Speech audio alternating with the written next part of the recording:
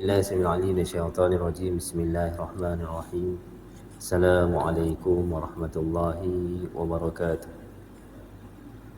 الحمد لله الذي أبان العباد منهج التربية في القرآن المجيد، والصلاة والسلام على سيدنا محمد الذي بعثه الله لإصلاح وتأديب، وعلى آله وصحبه ومن تبعه إلى يوم الدين. Rabbi shrah li sadri wa yassir li amri wahlul 'uqdatam min lisani yafqahu qawli, amma ba'd. Alhamdulillah, jutaan kesyukuran kita panjatkan kepada Allah Subhanahu wa taala kerana kita dapat bersama pada malam ini. Saya minta maaf agak lambat ini. Ada hal yang begini sikit pasal tadi. Alhamdulillah. Jadi kita sambung pengajian kita pada malam ini dalam fiqh muamalat daripada kitab Fiqh Al-Manhaji tentang adab-adab jual beli. Wa min adabil bai'i, adab dengan fiqh dua perkara yang berbeza. Kadang-kadang dia sudut fiqh betul, tapi dia sudut adab tak apa nak kena. Waktu ulama kita selalu sertakan adab dalam permasalahan fiqh. Wa min adabil bai'i as-samahatu fil bai'i wasyira'. Yang pertama, adab-adab jual beli adalah samahah, bertolak ansur dalam membeli dan menjual. Memang tuan-tuan, ada jual beli yang kita boleh letakkan syarat-syarat yang ketat. Kita boleh letakkan syarat-syarat ketat, hak kita. Hak kita. Maksudnya dia sudut hukum tidak menjadi masalah. Kita pembeli, kita meletakkan, kita penjual, kita meletakkan syarat-syarat yang ketat. Atau kita pembeli, kita meletakkan syarat-syarat yang ketat untuk kita beli barang tu. Contoh, kita beli buku. Contoh kita beli buku kan, ni buku ni, buku. Kita beli buku. Bila sampai ke rumah, kan kat bawah ni dia ada ni sikit, ada masalah sikit. Atau kita buka buku satu muka, tengah-tengah dia kan tiba-tiba ada kertas terlebih. Hak kita sebagai pembeli, kita boleh tuntut untuk pulang balik. Betul tak? Tukar buku yang baru. Walaupun aib tu sikit, tapi dalam fiqh bila ada aib, kita belum bincang lagi bab aib. Bila ada aib, ada kecacatan pada buku tu, kita boleh minta tukar, minta pulang balik. Itu hak kita sebagai seorang pembeli. Dan hak kita kalau kita minta supaya ditukar, pembeli kena tukar. Itu memang hak kita, tuan-tuan. Tapi kalau dalam tasawuf, dalam adab, kita kena fikir banyak benda.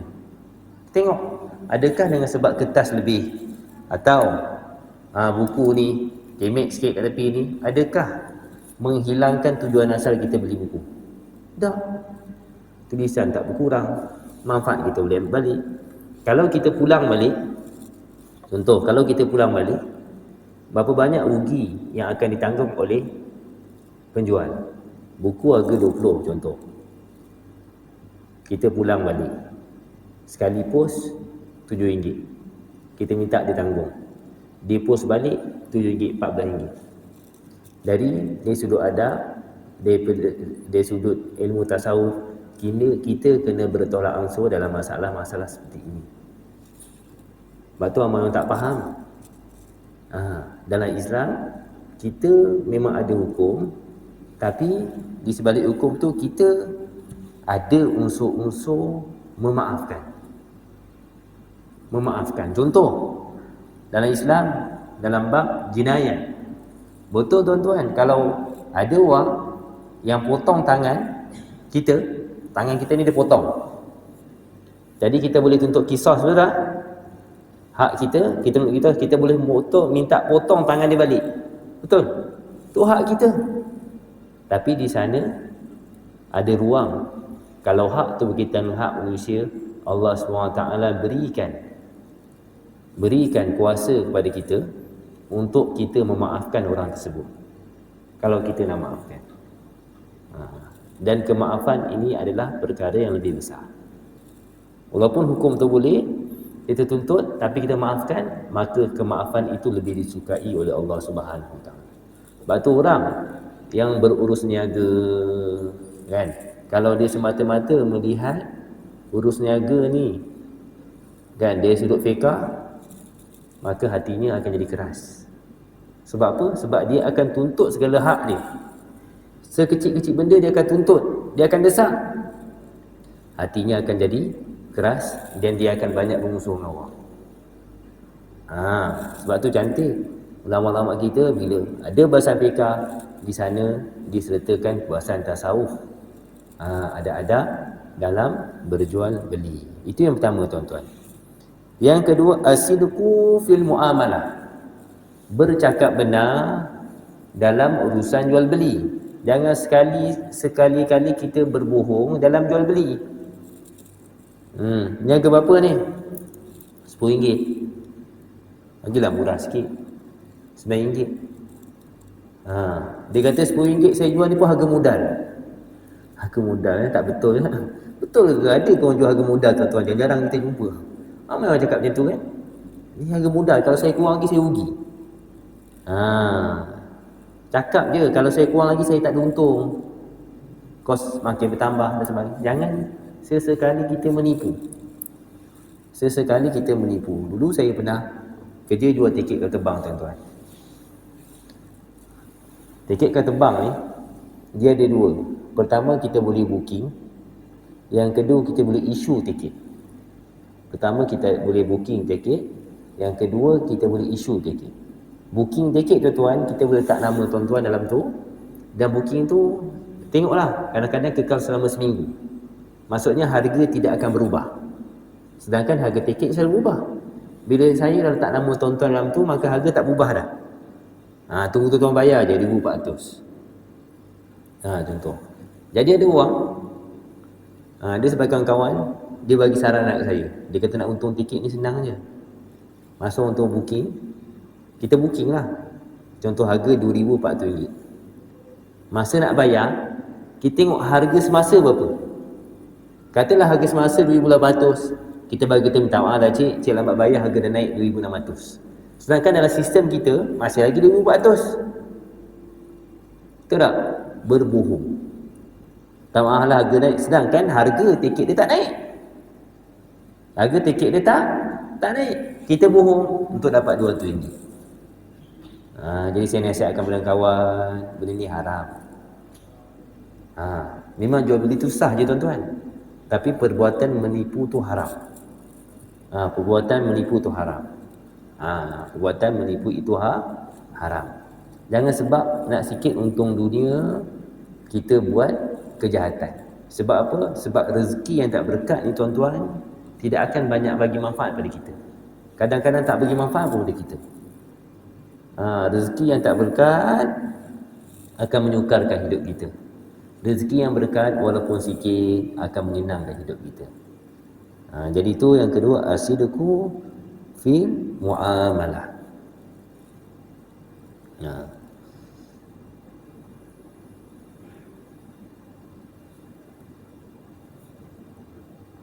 Tak Nabi kata apa? Innan tujar yub'atsuna yaumal qiyamah fujjaran. Sesungguhnya para peniaga akan dibangkitkan di akhirat kelak fujjaran, sebagai orang yang fujar, orang yang jahat, orang yang banyak buat dosa. Illa taqallaha wa barra wa saddaqa, melainkan orang yang bertakwa pada Allah. Dalam niaga ada rasa takut.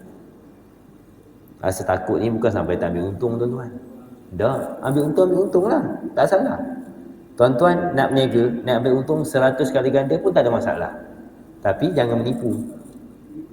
Wa barra, dan buat baik. Wa sadaqa, dan bercakap benar. Jangan menipu. Kenapa mahal sangat ni? Ni barang limited, ni je ada. Dah tak ada stok dah. Dah tak ada stok dah. Lepas orang tu beli, esoknya keluar barang lain. Kan ada macam tu. Ada orang buat promosi tuan-tuan. Ini orang agama, dia buat promosi package. Jadi dia kata package ni hanya sampai 31 bulan je. Siapa nak beli waktu sekarang ni. Lepas-lepas tu akan naik harga. Tak akan dapat dah harga macam ni kata. Promosi ni 2 minggu je. Jadi berduyun-duyun lah orang beli. Saya terlambat beli tuan-tuan. Habis tu saya tanya dia, berapa harga? Harga dah naik sikit lah sebab ada promosi. Memang tak dapat lah harga lama. Kalau kad lama saya bayar cash. Dia kata boleh. Tuan nak beli bila? Maksudnya apa? Menipu. So orang kata tak akan dapat harga tu. Dia nak perangkap orang suruh beli dengan harga yang mahal. Kan? Dan dia menipu. Ada orang kadang-kadang dia kata promosi tuan-tuan. Promosi. Sedangkan harga barang tu sama je macam harga sebelum ni. Contoh, harga barang tu RM50. Kan? Jadi buat 7 hingga 12 hari bulan promosi. Dia naikkan harga barang tu RM70, dia bagi promosi less. Kalau 20 less 40%. RM70, diskaun 40%. Jadi harga sekarang adalah RM50. Berduyun-duyun orang beli. Padahal masa hari biasa harga RM50 kan? Tuan-tuan perasan tak? Saya teliti banyak kali tuan-tuan. Kan Shopee ada buat promosi 99 kan? Kita kadang kita dah aim dah berapa barang yang kita nak beli. Beli waktu promosi. Bila beli tuan-tuan, kira-kira tolak harga promosi sama je. Sama dengan harga tak promosi. Jadi menipu tuan-tuan, menipu. Menipu tu tak berkat tuan-tuan. Ingat. Ingat, segala keuntungan yang berdasarkan penipuan tidak akan memberikan kebahagiaan pada kita. Tidak akan memberikan satu pun kelebihan pada kita. Itu yang kita kena ingat. Kullahmin nabata min haramin fannaru awla biha. Setiap daging yang tumbuh daripada benda-benda yang haram, maka neraka lebih layak untuk dia. Okay. Nabi kata lagi, at-tajiru saduqul amin ma'an nabiyyin was-siddiqin wasyuhada. Seorang peniaga yang bercakap benar, yang amanah, akan bersama dengan para nabi dan para anbiya. Tuan-tuan, kita jujur je tuan-tuan. Kadang-kadang kita jual barang kita ada sikit aib, betul tak? Barang kita ada kecacatan sikit. Sebab tu kita jual. Kita jual kereta. Kita sayang sangat kereta, tapi kereta ni ada masalah. Jadi seorang peniaga yang jujur, dia kena bagi tahu apa masalah kita ni. Dia kena bagi tahu apa masalah kita. Jangan sembunyikan. Kita tahu kalau kita sebut nanti orang tak beli. Atau kita sebut nanti harga akan jatuh. Kita sembunyikan tuan-tuan. Jadi kita sudah dianggap sebagai menipu. Jadi kalaulah peniaga yang amanah ni akan dihimpunkan dengan Nabi, orang-orang benar syuhada. Jadi peniaga-peniaga yang menipu dan tak amanah ni akan dihimpun dengan siapa? Lawannya tuan-tuan. Akan dihimpunkan dengan fujar, orang-orang yang banyak buat dosa. Di akhirat kelak. Wal iyadu billahi min dzalik. Yang ketiga, adamul halafi walau kana sadiqan. Tidak suka bersumpah walaupun betul. Walaupun betul. Sumpah ni ada dua tuan-tuan. Sumpah ni dua. Satu, dia bukan lafaz sumpah, tapi menjadi adat dalam bercakap. Ini berlaku dalam kalangan sebahagian daripada bangsa Arab. Jadi kadang-kadang dia wallahi dia cakap tu bukan sumpah tuan-tuan. Cuma itu dah menjadi cakap apa? Cara bercakap dia. Bi abi wa ummi. Nabi kata demi bapaku dan demi makku. Sedangkan yang kita tahu, mana boleh bersumpah melainkan dengan nama Allah.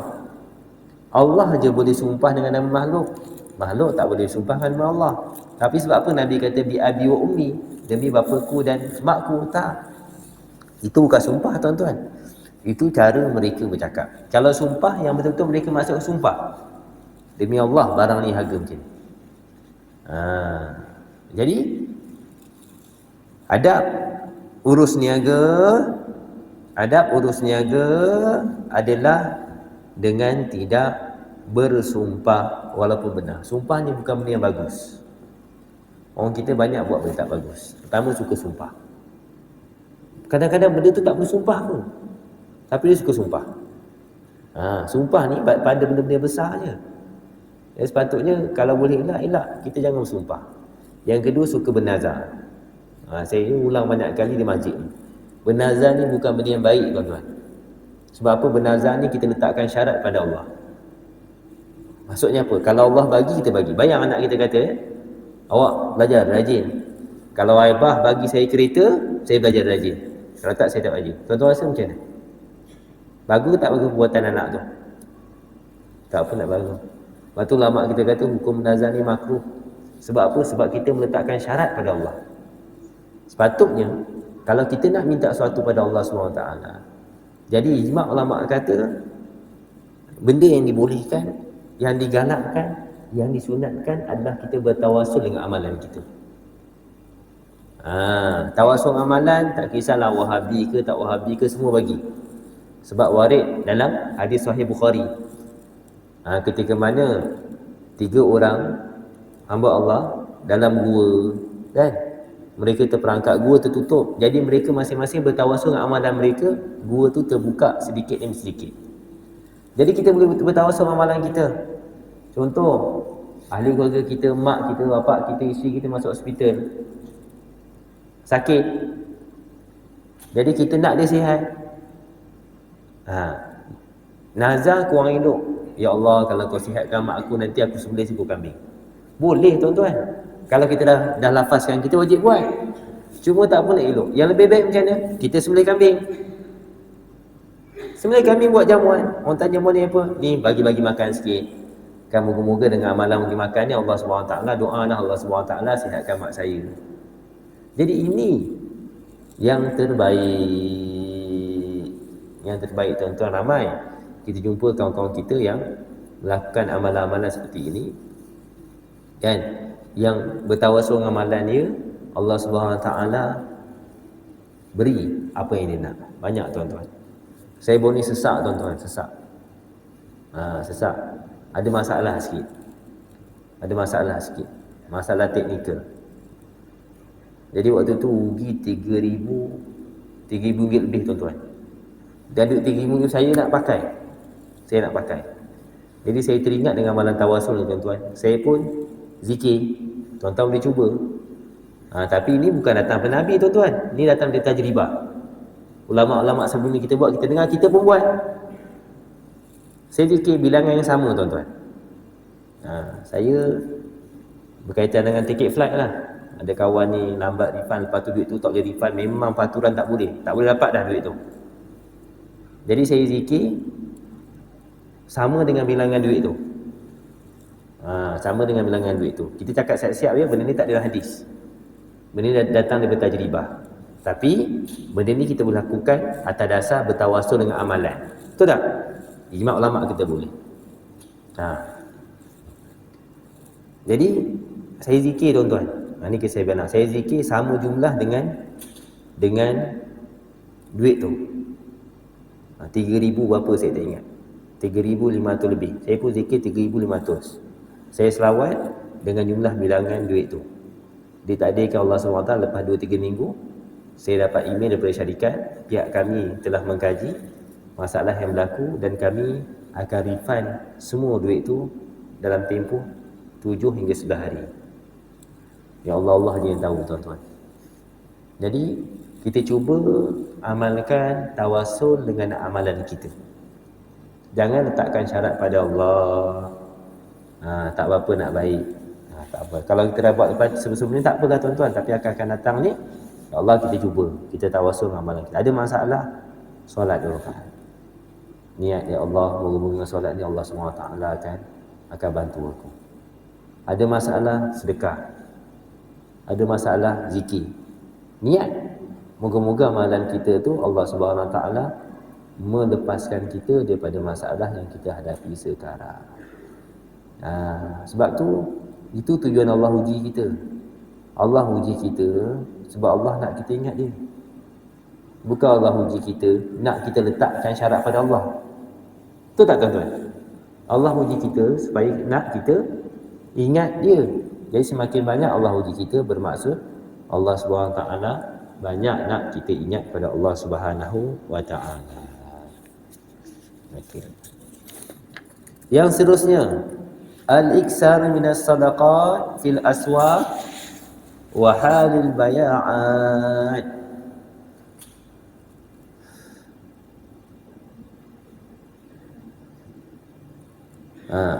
Perbanyakkan sedekah-sedekah di pasar-pasar dan ketika mana jual beli, banyakkan sedekah. Banyakkan sedekah. Lebihkan, potong sikit harga. Kalau lebih sikit, potong sikit harga. Tak kisahlah. Maksudnya dalam jual beli, kadang-kadang kita tersalah. Betul tak? Betul tak?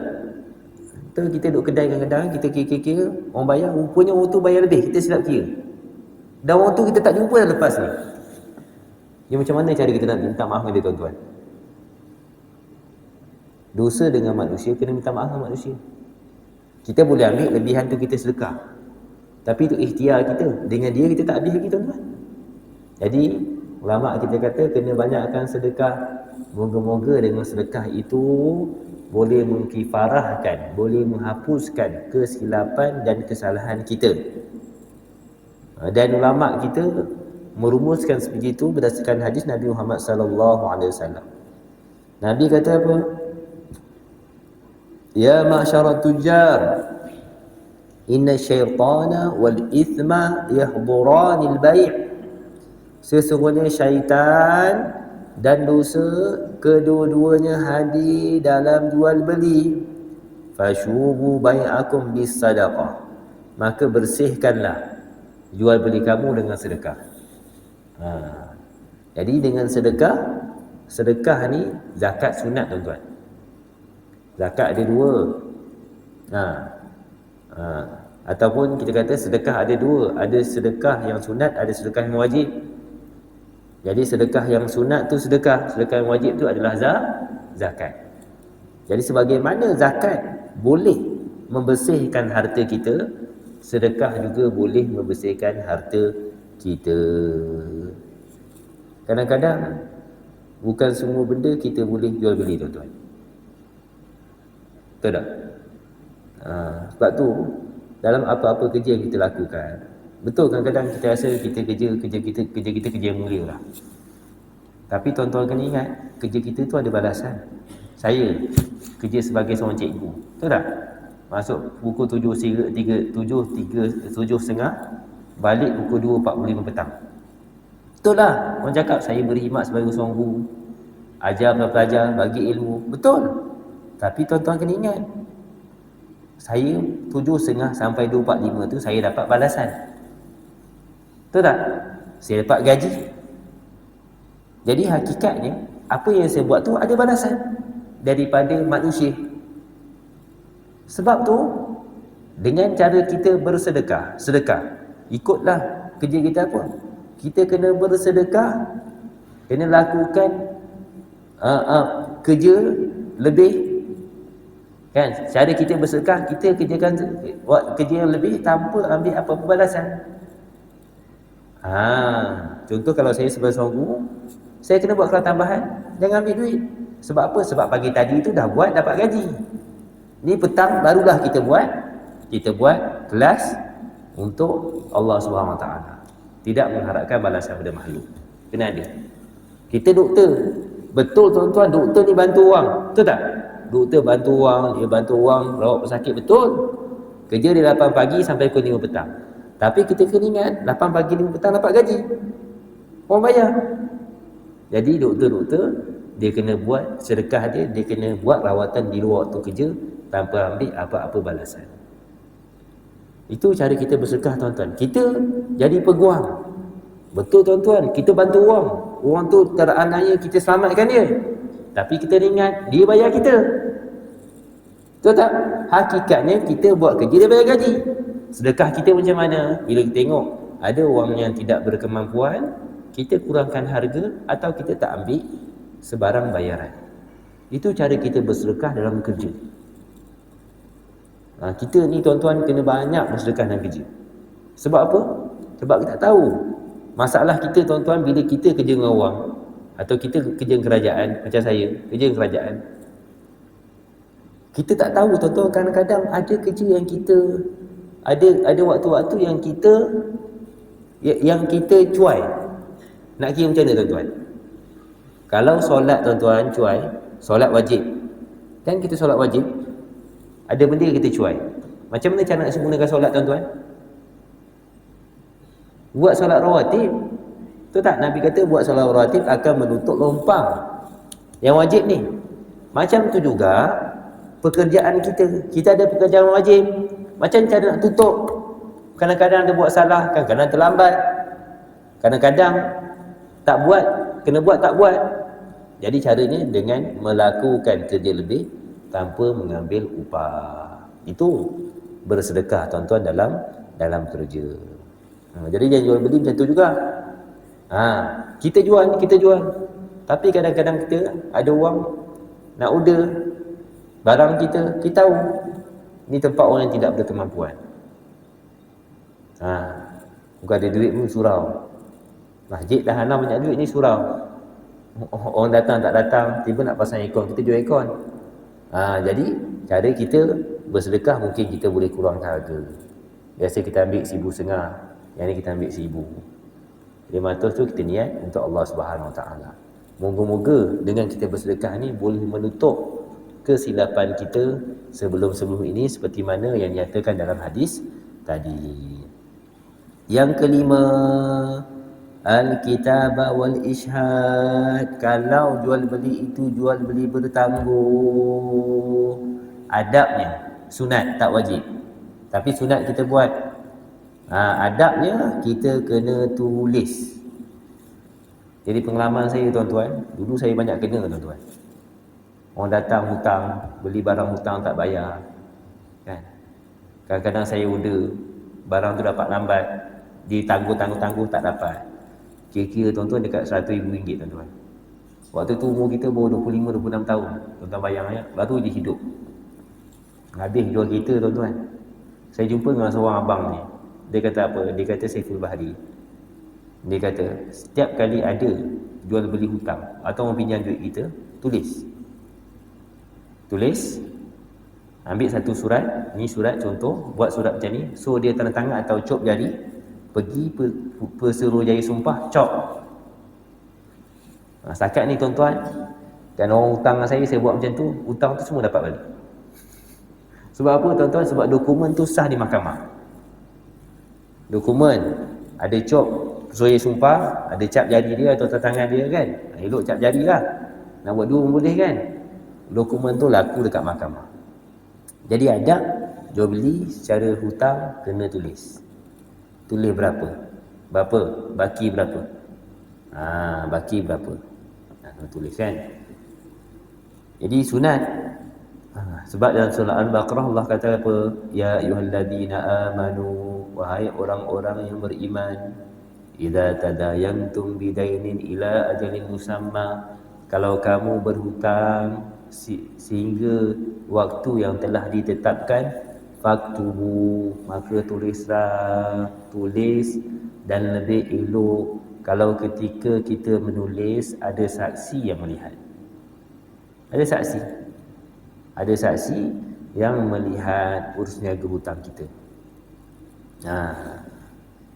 Tuan-tuan kena ingat, bukan semua orang ketika susah dia tak lupa diri, ketika senang dia tak lupa diri. Ramai orang ketika susah dia ingat diri siapa, tapi dah senang tuan-tuan dia lupa diri. Ada orang dia hutang kita, dia masam muka kita. Ada tak? Ada kan? Saya ada kisah orang dia pinjam barang kita tanya je, macam mana barang tu? Tak ada orang pulang lagi ke? Tak ada lagi setakat ni. Lepas tu tuan bila nampak muka kita, muka dia masam. Saya kata saya buat salah dengan dia ke dia buat salah dengan saya? Betul tak? Kita tak apa je kalau tak boleh pulang hilang, kita maafkan, tak apa, tak ada masalah pun. Kita cuma tanya je. Kok dia terlupa. Dah kita tanya pun kita salah. Kadang-kadang orang hutang kita tanya banyak kali, masam muka. Yang lagi best tuan-tuan, saya ada satu sejarah orang hutang, kita tanya kan, Assalamualaikum, Macam mana ya hutang saya itu? Alah, cerita lama Ustaz. Dia kata, alah, cerita lama Ustaz. Maksudnya apa? Cerita lama tak payah bayar. Jadi macam-macam jenis orang. Macam-macam jenis orang. Tapi tak apalah. Yang sikit-sikit itu kita maafkanlah tuan-tuan. Moga Allah SWT bagi kita ganjaran yang lebih besar dia nak. Sebab kalau kita terlampau ingat masalah kita yang lalu, hidup kita stres. Sedangkan hidup kita panjang lagi. Sebab tu kita tidak digalakkan bersedih pada benda yang dah lepas, atau bersedih pada benda yang akan datang. Contoh yang lepas, macam tu lah, kerugian kita sebagainya, ingat-ingat lagi. Mak kita meninggal 10 tahun, sampai hari ni tiap-tiap hari menangis. Tidak digalakkan. Nak sedih bila? Waktunya. Betul tak? Waktu sekarang sedih. Waktu sekarang, waktu jadi tu sedih. Lepas tu dah lah. Sebab apa? Sebab kalau kita nak mengimbau kesusahan kita sebagainya, tak selesai masalah kita tuan-tuan. Sedangkan tujuan Allah SWT ciptakan kita lebih besar daripada kita menyelesaikan masalah kita. Lebih besar daripada kita mengingat ujian Allah SWT berikan pada kita. Ujian dan tujuan Allah SWT hidupkan kita untuk kita beribadah kepada Allah SWT, untuk kita memarahkan agama Allah, untuk kita memarahkan dunia Allah. Satu lagi, terlampau sedih dan terlampau risau benda akan datang. Fikir, aku ni umur dah 60. Kalau aku mati macam mana lah anak aku nanti ni, kesian anak aku. Tak ada apa-apa lagi. Kan? Jangan sampai fikir tuan-tuan. Sebab kalau kita fikir macam tu, akan ramai orang ambil kesempatan. Sebab itulah tuan, duit pencen tu kena masuk dalam skim pelaburan kami. Takkan nak biar 50,000 je. Kalau masuk, lepas 50 tahun, lepas 20 tahun, dia jadi 500,000. Jadi anak-anak, dah terlibat dengan skim. Jangan risau sangat. Setiap orang Allah SWT berikan rezeki masing-masing. Jadi ada orang, bila kita buat tu benda, dia bertikai, betul tak? Kita beli kereta, dia kata, beli kereta cantik, rumah untuk anak ada dah. Nanti kalau tak sembang rumah untuk anak, nanti dah besar nanti, kalau tak ada rumah, dia duduk mana? Saya pun tak boleh faham ya. Tak boleh nak terima pemikiran macam ni. Kita ni hidup untuk sekarang ke akan datang? Masa kita kecil tu, mak bapak kita risau ke pasal kita nak hidup nanti beli rumah macam ni? Tak, yang kita susah hati sangat kenapa? Kita ni hidup untuk sekarang ni. Kita nak pakai apa? Nak guna apa? Nak infak kat mana? Soal masa depan, setiap orang Allah SWT janjikan rezeki. Kalau kita ada rezeki lebih tak apa. Ada orang sanggup hidup susah payah sebab apa? Sebab nak siapkan rumah untuk anak. Kerja siang malam kerja. Tak ada masa untuk masjid, tak ada masa untuk Allah, tak ada masa untuk masyarakat, tak ada masa untuk kawan, tak ada masa untuk keluarga. Untuk apa? Untuk siapkan rumah anak-anak nanti. Dia yakin, saya kata tuan-tuan, tuan-tuan yakin ke anak kita akan hidup lagi 30 tahun akan datang? Soalan saya, yakin ke? Sebab tu kita tidak digalakkan terlampau risau dan sedih perkara yang lepas dan perkara yang akan datang. Okey, selesai 5 adab yang berkaitan dengan membeli. Kita masuk sikit tajuk baru, al-iqalah. Okey, iqalah ni apa? Kita ambil dulu istilah fuqaha. Dia kata tawafuku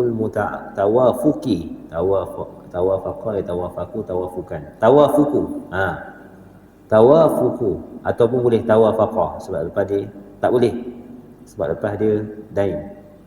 Sorry tuan-tuan ya. Tawafukil muta'aqidain ala raf'il aqdil qabili lil faskhi bil khiyar. Kesepakatan antara dua orang yang berakad untuk menghilangkan akad tersebut, membatalkan akad tersebut, lil faskhi, untuk fasah, untuk fasah, bikhiyar, dengan pilihan sendiri tanpa paksaan. Maksudnya apa tuan-tuan? Iqalah ni ada akad-akad yang kita telah meterai. Sepatutnya akad tu kita kena lunaskan lah, betul tak? Sebab dah dimeterai. Tapi kita batalkan akad tu atas sebab-sebab tertentu, tapi dengan persetujuan kedua-dua pihak. Lepas tu saya kata tuan-tuan, kalau ikut hak memang hak kita. Betul. Contoh ada orang, dia dapat order, kenduri kahwin, 2 minggu lagi dapat order, 2,000 orang makan. Okey lah. Kan, dia pun terima. Dah bayar deposit. 2 minggu sebelum bayar deposit. Tiba-tiba tuan-tuan, 10 hari sebelum hari perkahwinan, pengantin meninggal dunia. Okey, saya nak tanya tuan, kalau ikut hukum fiqah, boleh tak kalau kita tak nak batalkan akad tu? Boleh tak? Dia dah bayar. Betul? Kita dua setuju. Boleh tak kalau saya kata, dah bayar, kena ambil lah? Boleh? Boleh tuan-tuan. Sebab apa? Sebab hak saya. Dia kan order dengan saya. Betul tak? Dia kan order dengan saya, ikut saya lah. Nak batalkan, batal. Saya ambil usaha, saya tak nak batalkan. Tak kisahlah pengantin lelaki meninggal ke, pengantin perempuan meninggal ke, buatlah apa-apa kenduri. Itu dia sebut fiqah. Tapi tasawufnya bukan begitu tuan-tuan. Selagi mana kita boleh bertolak ansur, kita bertolak ansur. Maksud ikhalah ni akad yang dipersetujui untuk membatalkan dengan syarat mesti mendapat persetujuan dari dua pihak. Tapi kita yang batalkan pun, kalau kita pihak yang membatalkan, kita kena fikirlah tuan-tuan. Takkan kita nak batalkan macam tu je. Mungkin orang tu dah keluarkan sebahagian tenaga dia, beli barang. Tak apalah, barang tu dipakai akan datang, tapi dia dah beli barang. Ada barang yang tak elok simpan lama. Dia dah beli daging. Daging ni lah, dia tak tahu bila pula orang nak order daging dengan dia. Betul tak? Jadi dia simpan barang lama ni rugi tuan-tuan. Tak ais lagi, apa lagi. Jadi kita sebagai orang yang batalkan kena bertolak ansur. Dia sebagai orang yang menerima tempahan pun kena tolak ansur. Jadi boleh berbincang. Seeloknya kita bagi sedikit pampasan. Contoh 100 patus, RM20,000. Jadi kita potonglah 20%. Betul tak? Tapi dia kalau kira duit banyak tuan-tuan, 20% RM4,000. RM4,000 tak buat apa-apa pun. Mana kita tahu tak buat apa. Habis dia pergi barang tu tak pakai duit minyak kita. Habis barang yang simpan tu nak tak mana? Betul tak? Jadi kadang-kadang perlu tolak ansur. Saya pernah terkena benda macam ni tuan-tuan. Saya balik Kuala Lumpur. Kebetulan balik ayah aksiden. Balik ada orang nak order. Saya nak balik dah. Saya faham. Cuti panjang waktu tu. Ada orang order tuan-tuan. Ada orang telefon saya order nasi Arab kat ayah saya. Ayah saya kata, "Bahari jangan balik lagi. Kami ni ada orang order." Kita pun, ayah kita dah macam tu tuan-tuan kan. Kata tak apalah. Sebab pendapatan ayah kita itu je. Kita lain. Kita boleh tolak order, kita boleh tak ni sebab kita ada pendapatan lain. Bapak kita tak macam tu. Tak apalah ayah, saya masak. Berapa order? Dia kira-kira berapa itu? 250 orang. Baik, saya kata kalau 250 orang ni baik. Okey lah. Maksudnya saya tangguh sikit berbaloi. Dapatlah yang saya gaji 1,000 kan, 1,000, 1,500 dapatlah kan. Untung dia 1,000, 1,500 sebab dia tak ada kedai, dia warungnya. Itu pun tak kena bayar sewa. Okey lah. Tak apalah ya, saya tolong. Sampailah hari kejadian, saya pergi beli barang dan sebagainya apa semua kan. Balik rumah, tiba-tiba saya telefon. Alamak, dia kata dia tersilap. Bukan 250 orang, 100 orang je. Tuan-tuan tengok lari macam ni. Saya agak kecewa tuan-tuan. Saya agak kecewa sebab 250 orang dan 100 orang tu lain tuan-tuan. Dengan saya pergi beli barang seorang-seorang, saya buat kerja seorang-seorang untuk tolong ayah kita, tiba orang kurang order. Jadi saya pun macam mana apalah bincang. Adik tiri saya marah Dia kata, "Ayah, tak kisahlah ayah. Dia cakap macam mana pun, dia order 250, dia kena ambil 250 juga." Ayah saya bukan macam tu, dia seorang yang pemaaf. Dia kata, "Tak apalah, nanti yang lebih itu kita masaklah bagi-bagi orang, bagi masjid." Dia kata gitu. Bincang. Bila bincang apa semua, kita bincang ni, kita kata macam mana ni tuan, 250, 100 teruk saya kan, macam mana? Dia kata macam ni lah, saya tambah lagi 50.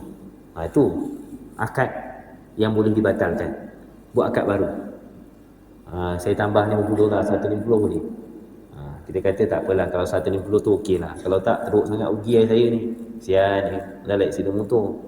Ni ayam yang nak buat bila. Memanglah saya tak masak lagi, tapi ayam saya dah beli. Bapak saya bukan buka kedai. Dia tak jual nasi arak, dia jual nasi lemak. Dia buat tempahan ni, dia tak tahu bila nak pakai ni. Silap-silap bagi orang je. Dia tak apalah, saya order 150. Jadi kadang-kadang tuan-tuan, benda-benda macam tu, yelah kita korban sikit tuan-tuan. Memang kita rugi tuan-tuan. Tak berbaloi. Tapi kadang-kadang benda macam tu, kelebihan dia banyak. Yang pertama apa? Customer tak hilang. Yang kedua apa? Kita jaga ukhuwah. Yang ketiga, kita jaga nama kita.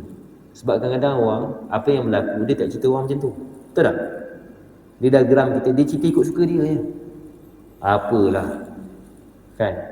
Tak buat lagi apa semua, nak tukar order pun tak bagi. Padahal barang pun tak beli lagi. Dia kata macam tu. Sedangkan kita dah beli barang. Kan banyak isu. Betul tak? Kan banyak benda kita nak hadap. Jadi kalau kita memaafkan, kita buat perbincangan, maka akan lebih harmoni dan hidup kita akan lebih aman. Jadi insya-Allah tajuk iqalah ni kita baru baca takrif. Pembahasannya kita akan bincang pada pertemuan akan datang. Aqulu qawli hadza wa astaghfirullah li wa lakum. Assalamualaikum warahmatullahi wabarakatuh.